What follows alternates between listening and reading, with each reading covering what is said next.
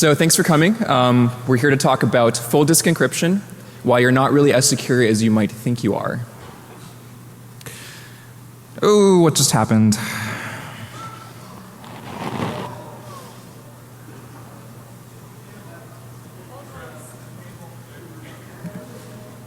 I'm missing a slide. Okay, I'll just say what it was then. So, how many of you encrypt the hard drives in your computer? Just like a show of hands. Oh wow. Yeah, welcome to Defcon. So I guess it's like what, 90% of you at least. So how many of you use open source full disk encryption software, something that you could potentially audit? And okay, not as many of you, like TrueCrypt or you know. How many of you always fully shut down your computer whenever you're leaving it unattended? Okay, more of you, I'd say about 20%. How many of you have ever left your computer unattended for more than a few hours? A lot of hands should be up. Well, you talking about on or off? Either. Either on or off. I mean, I'd be surprised if you're not, because I'd have to ask, are you like zombies that don't sleep or something? Okay, and then the other answer of course is anyone who leaves their computer unattended for more than a few minutes. Also pretty much everyone. So why do we encrypt our computers? And it's surprisingly hard to find anyone actually talking about this, which is really weird. And I think it's really important to articulate our motivations, why we are doing something, a particular security practice, and if we don't do that, we don't have a sensible goalpost to see how we're doing. There's plenty of details in the documentation of full disk encryption software of what they do, what algorithms they use, how they're hashed and passwords and so forth, but almost nobody's talking about why.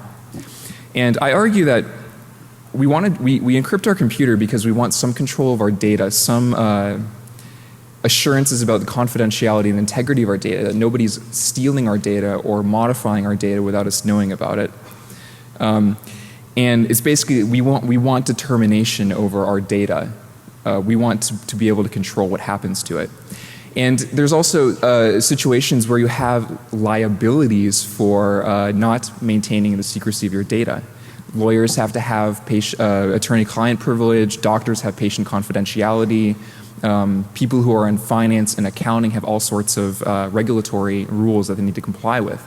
And so if you're leaking data, there's companies which have to notify their customers that, oh, someone left a laptop unencrypted in a van and it got broken into and stolen, so your data might be out there on the internet. But it also speaks to, and it's really all about physical access to our computers that we want to protect them, because really full disk encryption doesn't do anything if someone just owns your machine. But it also gets to a greater point of, if we want to build secure networks, if you want to have a secure internet, we can't do that unless we have endpoints that are secure. You can't build a secure network without the foundations of the secure endpoints. But by and large, we've figured out the disk encryption theory aspects of this stuff. We know how to generate random numbers reasonably securely on a computer. We know all the block cipher modes of operation that we should use for full disk encryption to get these sorts of nice security properties. We know how to derive keys from passwords securely. So mission accomplished, right? We can all stand on an aircraft carrier and, The answer is no, it's not the whole story. There's still a hell of a lot of cleanup that you need to do. Even if you have absolutely perfect cryptography, even if you know it can't be broken in any way, you still have to implement it on a real computer where you don't have these nice black box academic properties of your system. And so you don't attack the crypto when you're trying to break someone's full disk encryption. You either attack the computer and trick the user somehow, or you attack the user and convince them to either give you the password or get it from them in some other means by like a keylogger or whatever. And de facto use doesn't really match up with the security models of the full disk encryption software. If you're looking at full disk encryption software, they're very much focused on the disk theoretic aspects of full disk encryption. And here's a quote from the TrueCrypt web page, their actual documentation, that they do not secure data on your computer if someone has ever manipulated it or is manipulating it while it's running. Like, I wish I was making this up. They basically, their entire security model is like, oh, if it encrypts the disk correctly, if it decrypts the disk correctly, we've done our job. Woot. And I apologize for the text that you probably will not be able to read very well, so I'll read it here, a little bit of it here. So this is an exchange between the TrueCrypt developers and another security researcher by the name of Joanna Rutkowska, where she brought up this attack and tried to talk to them and see what their reaction was to feasibility. And so this is what they said. We never consider the feasibility of hardware attacks. We have to assume the worst. And she asks, do you carry your laptop with you all the time? They say, how the user ensures physical security is not our problem. And she asks very correctly, why in the world do I need encryption then? So we live in ignoring feasibility of an attack is just, it's specious. You can't do that. We live in the real world where we have these systems that we have to deal with. We have to implement them. We have to use them. And there's no way that you can compare a 10-minute attack that you can conduct with just software like a flash drive to something where you need to pull apart the hardware and manipulate the system that way. And regardless of what they say, physical security and resistance to physical attack is in the scope of full disk encryption. It doesn't matter what you disclaim in your security model. At the very least, if they don't want to claim responsibility of that, they need to be very clear and unequivocal about how easily this stuff can be broken. So this is a diagram of sort of an abstract system diagram of what is mostly in a modern CPU or a modern computer, and sort of what the boot process is, just so everyone's on the same page of what actually happens here. So as we know, the bootloader gets loaded from the secondary storage on the computer by the BIOS, and it gets copied into main memory through data transfer. The bootloader then asks the user for some sort of authentication credential, like a password or a key smart card or something like that. That password is then transformed by some process into a key, which is then stored in memory for the duration of the computer being active. And then the bootloader, of course, transfers control over to the operating system, and then both the operating system and the key remain in memory for the transparent encryption and decryption of the computer. This is a very idealized view. This assumes that nobody is trying to screw with this process in any way. And I think we can all think of a few different ways where this can be broken. So let's enumerate a few of the things that might go wrong if someone's trying to attack you. So I break attacks into three fundamental tiers. Non-invasive, which is something that you might be able to execute with just a flash drive. You don't even need to take the system apart. Or some other hardware component that you could attach to it, like a PCI card, express card, or Thunderbolt, the new adapter that gives you basically naked access to the PCI bus. Secondly, we'll consider attacks where a screwdriver might be required, where you might need to remove some system component temporarily to deal with it in your own little environment. And also soldering iron attacks, which is the most complicated, where you're physically either adding or modifying system components like chips on the system in order to try to break these things. And so one of the first types of attacks, a compromised bootloader, or this is also sometimes known as an evil maid attack, where the bootloader itself, since you need to start executing some unencrypted code as part of the system boot process, something which you can bootstrap yourself with and prompt the user for credentials and then get into access to the rest of the data that's encrypted on the hard drive. There's a few different ways that you could do this. You could physically alter the bootloader on the storage system. You could compromise the BIOS. You could load a malicious BIOS that hooks the keyboard adapter or hooks the disk reading routines and modify it that way in a way that's resistant to removing the hard drive. But I mean, in any case, you can modify your system so when the user enters their password, it gets written to disk unencrypted or something like that. That in some way the attacker can get it. You could do something similar at the operating system level.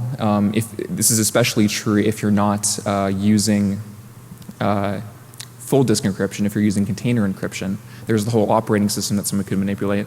This could also happen from a attack on the system, like an exploit. So someone gets root on your box and now they can read the key out of main memory. That's a perfectly legitimate attack. And then that key could be either stored on the hard drive in plain text for later acquisition by the attacker, or sent over the network to their command and control systems. Another possibility, of course, is capturing the user input via keylogger, be it software, hardware, something exotic like a pinhole camera, or maybe a microphone that records them typing in sounds and trying to figure out what keys they pressed. This is kind of a hard attack to stop because it potentially includes components that are outside of the system. I also want to talk about data remnants attacks, more colloquially known as a cold boot attack. So if you asked 5 years ago, even people who are very security savvy, what are the data properties, what are the security properties of main memory, they would tell you when it powers down, you lose the data very, very quickly. And then an excellent paper from Princeton in 2008 discovered that actually at room temperature, you're looking at several seconds of perfectly good, very, very little data degradation in RAM. And if you cool it down to cryogenic temperatures by, say, using an inverted can duster, you can get several minutes where you're getting very, very little bit degradation in main memory.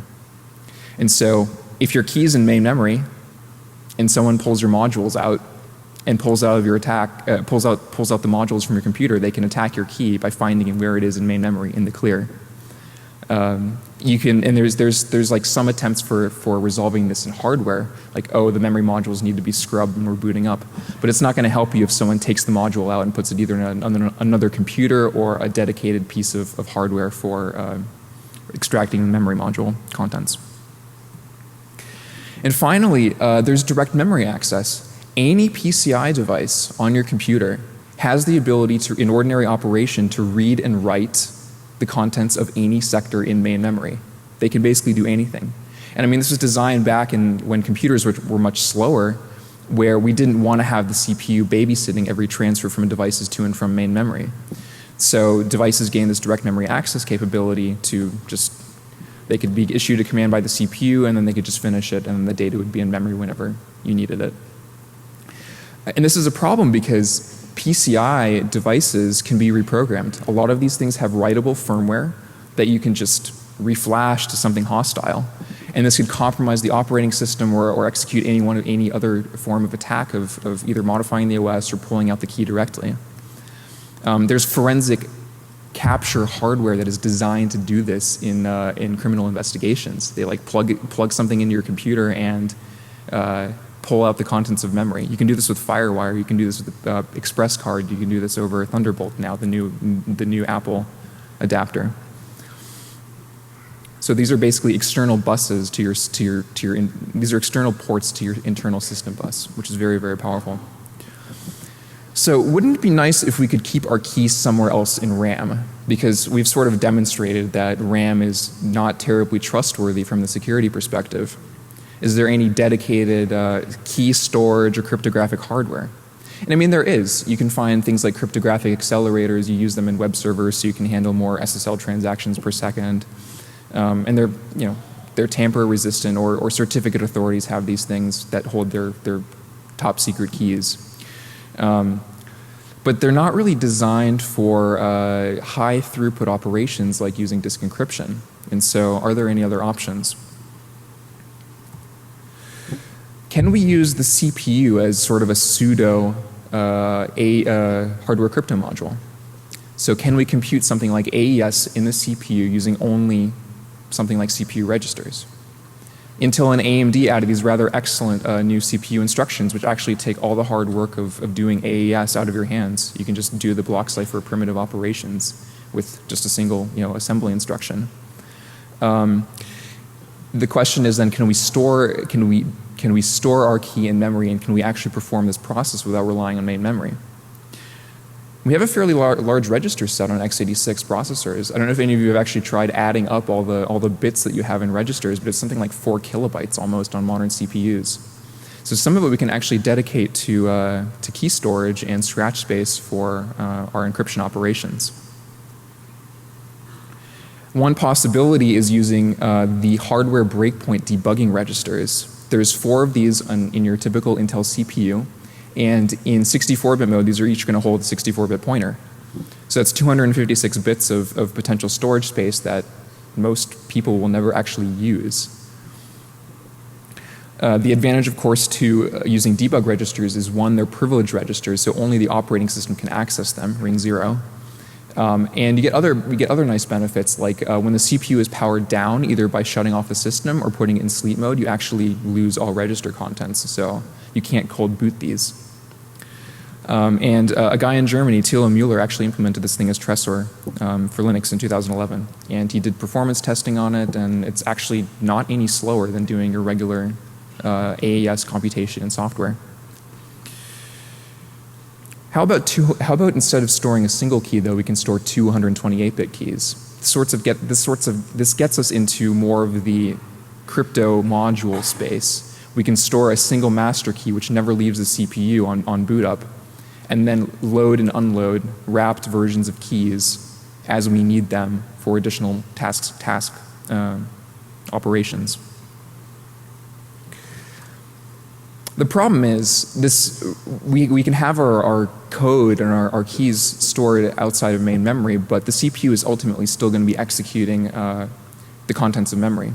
So a DMA transfer or some other manipulation could still alter the operating system and get it to dump out the registers, whether they be in main memory or if they're somewhere more exotic like debug registers. Can we do anything about the DMA attack angle? And as it turns out, yes, we can. Recently, as part of new technologies for enhancing server virtualization, for performance reasons, people liked being able to attach, say, a network adapter to a virtual server, so it would need to go through a hypervisor. And so IOMMU technology was developed so you can actually sandbox a PCI device into its own little section of memory where it can't arbitrarily read and write anywhere on the system. So this is perfect. We can set up IOMMU permissions to protect our operating system or whatever we're using to handle keys and protect it from arbitrary access. And again, our friend from Germany, Thilo Müller, has implemented a version of Tresor on a micro bitvisor called Bitvisor, which basically does this. It lets you run a single operating system and it transparently does this disk access encryption. The guest doesn't even have to care or know anything about it, which is great. Disk access is totally transparent to the OS. Debug registers cannot be accessed by the OS. And IOMMU is set up so that the hypervisor itself is secure from manipulation. But as it turns out, there's kind of other things in memory that we might care about other than disk encryption keys. There's the problem that I hinted at earlier, where we used to do container encryption, and now we all do full disk encryption for the most part. We do full disk encryption because it's very, very difficult to make sure you don't get accidental writes of your sensitive data to temporary files or caching in a container encryption system. Now that we're reevaluating main memory as a not secure, not trustworthy place of storing data, we need to treat it in much the same way. We have to encrypt everything we want to leak. We do not want to leak. So things that are really important like SSH keys, your private keys, your PGP keys, you have a password manager, or any top secret documents that you're working on. So I had this very, very silly notion: can we encrypt main memory? Or at least most of the main memory where we're likely to keep secrets, so we can at least minimize how much we're going to leak. And once again, surprisingly, or perhaps not so surprisingly, the answer again is yes. A proof of concept in 2010 by a guy named Peter Peterson actually tried in implementing a RAM encryption solution. So it wouldn't encrypt all of RAM. It would basically split main memory into two components: a small fixed size clear, which would be unencrypted, and then a larger sort of pseudo swap device where all the data was encrypted prior to being kept in main memory. Ended up being obviously quite a bit slower in synthetic benchmarks, with read performance more effective than write performance. But you know what, in the real world, when you ran like a web browser benchmark, it actually did pretty well. 10% slower. I think we can live with that. The problem with this proof of concept implementation, it stored the key to the crypt in main memory, because where else would we put it? The author considered using things like the TPM for bulk encryption operations, but those things are even slower than dedicated hardware crypto systems, so it would just be totally unusable. But you know what? If we have the capability to use the CPU as a sort of pseudo hardware crypto module, it's right in the center of things, so it should actually be fast enough to do these things. So maybe we can actually use something like this. So let's say we have this sort of system set up. We've gotten, our keys are not in main memory, our code responsible for manipulating the keys is protected from arbitrary read and write access by malicious hardware components. Main memory is encrypted, so most of our secrets are not going to leak even if someone tries to execute a cold boot attack. But how do we actually get a system booted up to this state? Because we need to start from a turned off system, authenticate ourselves to it, and get the system up and running. How do we do this in a trustworthy way? Because after all, someone could still modify the system software to trick us into thinking that we're running this great new system, but in reality we're just not doing anything. So one of the very important topics is being able to verify the integrity of our computers. The user needs to be able to verify that their computer has not been tampered with before they authenticate themselves to it.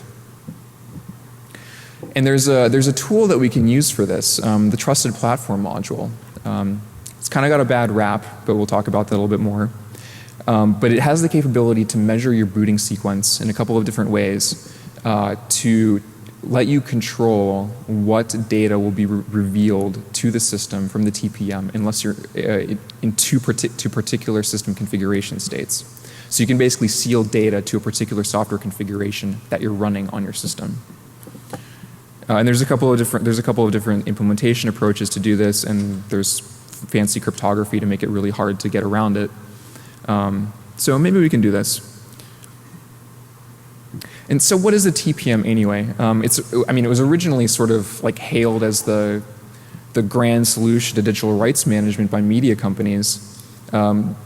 Media companies would be able to remotely verify that your system is running in some approved configuration before they would let you run the software and unlock the key to your video files. It ended up being really impractical in practice, and so nobody's actually even trying to use it for this purpose anymore.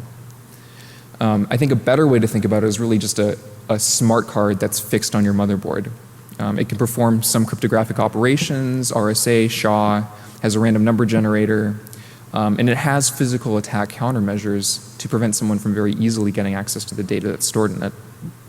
The only real difference between it and a smart card is it has this ability to measure the system boot state into platform configuration registers.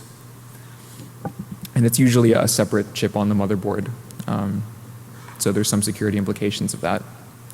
And there's some kind of fun bits like monotonic counters, numbers that you can only request the TPM increases, and then you can check what the value is. There's a small non-volatile memory range that you could use for, well, really whatever you want. It's not very big, like a kilobyte, but it could be useful. There's a tick counter, which lets you determine how long the system has been running since last startup. And there's commands that you could issue to the TPM to make it do things on your behalf, which include even things like clearing itself if you feel the need to. So we want to then develop a protocol that a user can run against the computer so that they can verify that the computer has not been tampered with before they authenticate themselves to the computer and then begin using it. So what sort of things could we try sealing to platform configuration registers that would be useful for this sort of a protocol? And so a couple of suggestions that I have are seeds to one-time password tokens, either of the time or the event variety. Maybe some sort of a unique image or animation, like a photograph of you somewhere. Something that's difficult to something unique. That's not something that someone could easily find elsewhere. And then say disable the video out in your computer when you're in this challenge response authentication mode. You also want to seal a part of the disk key, and there's a couple of reasons you want to do that. It assures that the system, within certain security assumptions, it assures that the system is only going to be booting into some approved software configuration that you control as the owner of the computer. And so ultimately that means that anyone who wants to attack your system needs to do it either through breaking the TPM or they need to do it within the sandbox that you've created for them. And this, of course, is not very cryptographically strong or anything like that. You're not going to have a protocol which allows a user to securely authenticate a computer to the same level that you have, say, security in AES.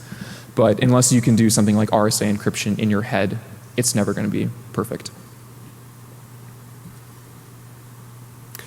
So I mentioned that there's a self-erase TPM command that you can issue as in the software. And since you're also running the system, since you're also require the system to, the TPM requires the system to be in a particular configuration before it will release secrets, you can actually do something interesting, like self-destruct. If you develop the software and set up your protocol to limit, say, the number of times the computer has been started up unsuccessfully, have it time out once the password, it's been waiting on the password screen for some period of time, or limit the number of password attempts that you can enter, or the amount of time since the computer has been started up, say if it's been in cold storage for a week or two. You could also restrict access to the computer for periods of time. Say you know you're going to be traveling to a foreign country and you want to lock down your computer for the duration of the trip, so when you get to your hotel or whatever on the other end, then you can unlock it, but not before. You can also do fun things like leave little canaries on the disk which appear to contain the critical values for your policy but are really just tripwires, and you're really just using the internal TPM values. You could also create a self-destruct password or duress code to automatically issue this reset command. And you know, since the two options that an attacker would have would be break the TPM or run your software, you can kind of make them play by these rules.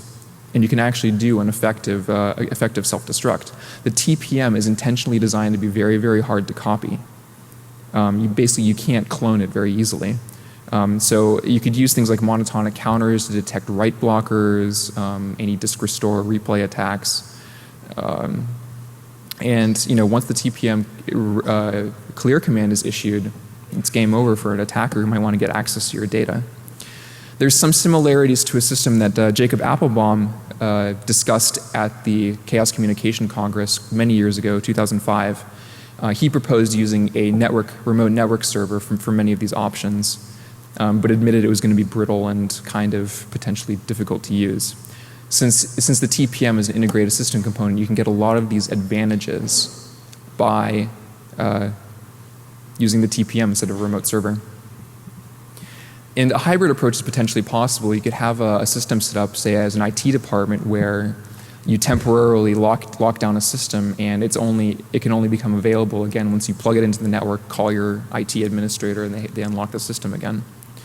I'm kind of hesitant to expose a network stack this early in the boot process just because it massively increases your attack surface. But it's still a possibility. So I've sort of qualified all my statements. So an attacker can only do this. That's of course under the assumption that they cannot break the TPM very easily. And so this is actually a optical microscope scan of a TPM or smart card. Done by Chris Tarnowski, who spoke in here at Defcon last year, and then Black Hat a few years ago on the security of these TPMs. So he's actually done some really great work in figuring out how hard these things are to break. He's enumerated the countermeasures and sort of figured out what would it take to actually break these things, and actually has gone and done it and tested it. So there's things like light detectors, there's active meshes, there's all sorts of these really crazy circuit implementations to try to throw you off the track of what it's actually doing. But if you spend enough time, you have enough resources, and you're careful enough, you can actually get around these. You can actually get around most of these. So you can de-encapsulate a chip, put it in an electron microscope workstation, and go wild. Find where the unencrypted data bus is and just glitch it and get the thing to spill out all of its secret data. But nonetheless, this sort of an attack, even if you've done all the R&D, is something that's going to take hours with an expensive microscope, and you're still going to need to spend months of R&D to figure out what the countermeasures are on the chip so you can actually break it without frying the one chip of your attack target. There's also reset attacks. I mentioned earlier again that the TPM is a separate chip on the motherboard in almost all cases. It's very, very low in the system hierarchy. It's not up in the CPU like it is, say, for DRM enforcement in video game consoles. If you manage to reset it, you're really not going to adversely affect the system that badly. It's usually a chip that's off the LPC bus on the computer, which itself is sort of a legacy bus that's off the South Bridge or the platform hub. And on modern systems, really the only sorts of things you're going to find on here are the TPM and things like the BIOS, legacy keyboards. I mean, we used to have floppy controllers, but I guess not really anymore. So if you find a way to reset, say, the low pin count bus, you'll reset the TPM into a fresh system boot state. You'll lose your PS2 keyboard, but not really a big deal. And you'll be able to play back the boot sequence of a trusted boot sequence that the TPM has data sealed to, without actually executing that boot sequence, and then you could use this to extract data. There's a couple of attacks that have tried to exploit this. If you're using an older mode in the TPM called static root for trust measurement, you can do this pretty easily. I have not seen any research on a successful attack against the newer Intel Trusted Execution Technology version of the TPM activation. It's likely still possible, so this is an area that probably needs more research to intercept the LPC bus and what it's communicating to the CPU. So that might be another way that you can attack the TPM. And so let's look at a blueprint, what I think we should have for getting the system up from a cold boot state up into what we have our running trustworthy configuration. There's a lot of really vulnerable legacy system components in our PC architecture. You can do all sorts of things in the BIOS, like hooking the interrupt vector table and modifying disk read and writes, or capturing keyboard input, or screwing with the system in all sorts of fun different ways, masking out CPU feature registers. I mean, there's plenty of options if you want to mess with people. And so, in my opinion, you really want to get out of BIOS controlled mode, out of real mode, into protected mode as soon as possible, and really just do your measurement stuff. So once you get into this pre-boot mode, which is really just your operating system, like a Linux initial RAM disk, then you start executing your protocol and start doing these things. Because I mean, once you're using operating system resources, what someone does at the BIOS level, as far as interrupt tables, doesn't really affect you anymore. You really don't care. And you can do sanity checks on your registers. Like if you know you're running on a Core i5, you know it's going to be supporting things like no execute bit and debug registers and other stuff that people might try to mask out in capability registers. So here's the runtime blueprint. What we actually want the system to look like once we're in the running configuration. So there was the previous project Trevisor, which implemented many of the security aspects of doing disk encryption using CPU registers and having IO MMU protections on your main memory. The problem is that Bitvisor is a very specialty, not very commonly used program. Zen is sort of like the canonical open source hypervisor where there's a lot of security research going on. People are making sure it's not broken. And so, in my opinion, we should use something like Zen as your bare level hardware, your hardware interface. And then use like a Linux DOM0 administrative domain on it to actually do your hardware initialization. So again, in Zen, all of your paravirtualized domains are actually running in non-privileged mode in Ring 3, so they don't actually have direct access to things like the debug registers. So that's one thing that's already done. Zen exposes things like hypercalls that give you access to those sort of stuff, but you know, it's something you can disable in software. And so the approach I'm taking is we'll sort of do that master key approach in the debug registers. We'll dedicate 2 debug registers, the first 2, to store a 128-bit AES key, which is our master key. This thing never leaves the CPU registers as soon as it's entered in by the process that takes the user credentials. And then we use the second 2 registers as virtual machine specific whatevers. It could be either as ordinary debug registers or in this case we could use it to encrypt main memory. In this particular case, we still need to have a few devices that are directly connected to the administrative domain. That includes the graphics processing unit, which is a PCI device, the keyboard, the TPM, all this stuff needs to be directly accessible. So you can't really apply IOMMU protections on this. But things like the network controller, the storage controller, arbitrary devices in the PCI bus, you can set up IOMMU protections on it so they'd have absolutely zero access to your administrative domain or your hypervisor memory spaces. You can do similar things by you can get access to things like the network by actually putting things like your network controller into dedicated virtual machines. So these things get the devices mapped, but have IOMMU protection set up so that device can only access the memory space of this virtual machine. You can do the same thing with your storage controller, and then you actually run all of your applications in virtual machines that have absolutely zero direct hardware access. So even if someone owns your web browser or sends you a malicious PDF file, they don't actually get anything that would let them seriously compromise your disk encryption. So I can't take the credit for that architecture design. It was actually the design basis for a really excellent project called the Cubes OS project. They basically describe themselves as a pragmatic formulation of Zen and Linux and a few custom tools to basically do a lot of the stuff I just talked about. Implement these non-privileged guests and do a nice unified system environment. So it feels like you're really running with one system, but it's actually a bunch of different virtual machines under the hood. So I use this as the implementation of my code base. All the encryptions, all the crypto stuff is stuff that I've added on top of it.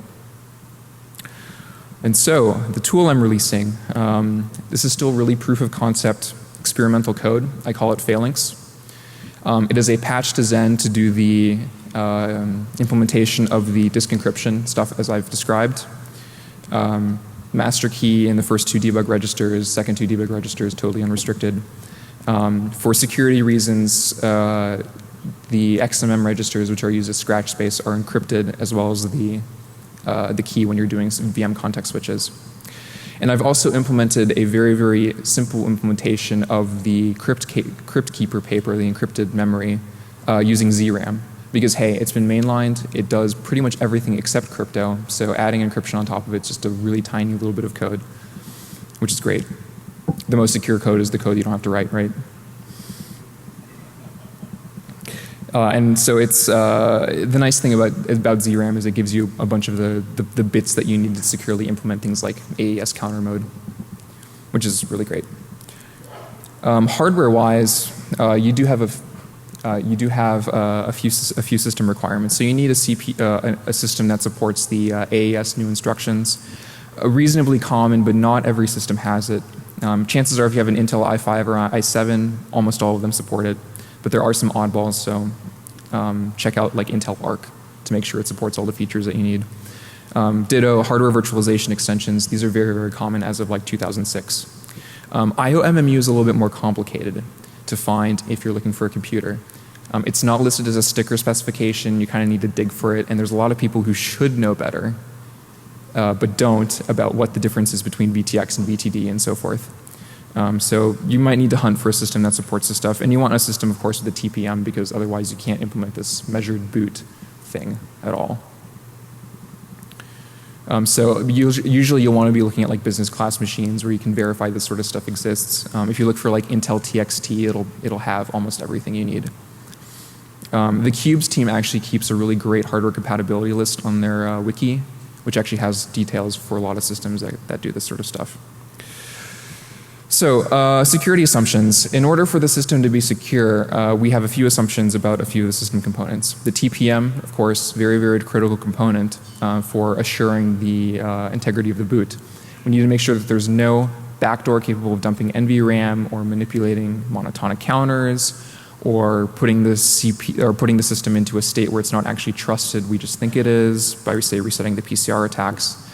And based on remarks by Tarnowski, who has reverse engineered these chips, I'm sort of setting a bound of roughly 12 hours of exclusive access to the computer is required if you want to do a TPM attack on it to pull out secrets. There's a few assumptions about the CPU, the memory controller, and IOMMU, mainly that they're not backdoored and they're correctly implemented. Some of these might not necessarily be very strong assumptions because Intel could very easily backdoor some of these things and we have no way of finding out. And some like security assumptions about Zen. As a piece of software, it actually has a very good security record, but you know, nothing's perfect, and occasionally there are security vulnerabilities. In the case of Zen, given its privileged position in the system, that's actually kind of a big deal. You really want to make sure it's secure. And so under those security assumptions, we have, you know, let's sort of put a framework up for a threat model. We want to do a realistic threat assessment where we realize that not every system is unbreakable. Especially when there's so many legacy components that were designed without any consideration of security. But at the same time also that not all theoretical attacks are practical and you can't lump very, very simple attacks with a difficult, complex hardware attacks. And I think a good analogy is thinking about safe security. We all know that every safe can eventually be broken. It's a question of how much time you have to reverse engineer it and how much time you have to break it. But eventually it can be broken. And so I think we need to think about our systems in the context of having physical security defenses in terms of hours rather than minutes that we have right now. And as always, if I've screwed up, if I've made an assumption that you don't think holds, prove it, verify mine, make sure I'm right or wrong. And so expected security, this is what you'll actually get. Cold boot attack is not going to be effective, period, against keys. And stuff that you have in main memory is going to be restricted by whatever you have in clear. Hardware-based RAM acquisition is not going to be effective because they're going to be IOMMU sandboxed to nothing, so they're not actually going to get your application state or your system state. And even if you manage to extract the secrets out of a TPM, all it's going to do is get you back to where we are right now, where although it is easily broken, you're still not all the way down to zero. And I sort of am setting an assumption here that if you have a good security habit policy which is reasonable, say 12 hours of no contact with your computer, you should be okay. As long as you're reasonably vigilant and not excessively vigilant, you should be okay. A couple of attack methods which are really like, these are the main ones that I would attack if I were trying to break into a system that used something like this. Keyloggers and friends are still going to be very much not defended against. You can do some mitigation of this by using one-time tokens, but it's still, again, you're going to be imperfect. TPM attacks, as mentioned before, either NVRAM extraction or LPC bus reset intercept hardware. Find some way of tricking the TPM into getting into a configuration that it thinks is trustworthy, but is actually not. And RAM manipulation. If you have something which looks like RAM, quacks like RAM, acts like RAM, but isn't actually RAM, it pretends to be RAM for most of the time, but lets you manipulate it externally, then there's really nothing you can do because you'd be able to manipulate the contents of the system no problem. You could also try things like transient pulse injection, which is how George Hotz broke the hypervisor security on the PS3. A little quick bit about legal notes. I'm not a lawyer, obviously, not your lawyer, not legal advice. As far as I know, if you have self-destruct, as far as I know, it is not illegal yet. But there has been no legal test case of this. Might be interesting to find out, but I'm not sure I'd want to be that test case either. But you also need to be aware that TPM and strong encryption is it's illegal in certain jurisdictions. You can't use a TPM in, say, China. You can't use a TPM in Russia. And some companies like countries like the United Kingdom have mandatory key disclosure. You will go to prison if you do not hand over a key, like the RIPA Act. Future work and improvements, production version, stable version. Right now it is not stable. If you put your computer to sleep, it will eat your data, among a couple of other problems. I'm working on it. And there's some other things that might be fun to do in the future, like open SSL keys are really important. So if there's some API that you could do to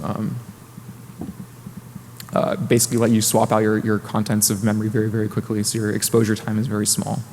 Something easily installable you guys could all install, and maybe upstream the patches to Linux and Zen, and the goons are getting ready to kick me off the stage. Conclusions. I'm almost done.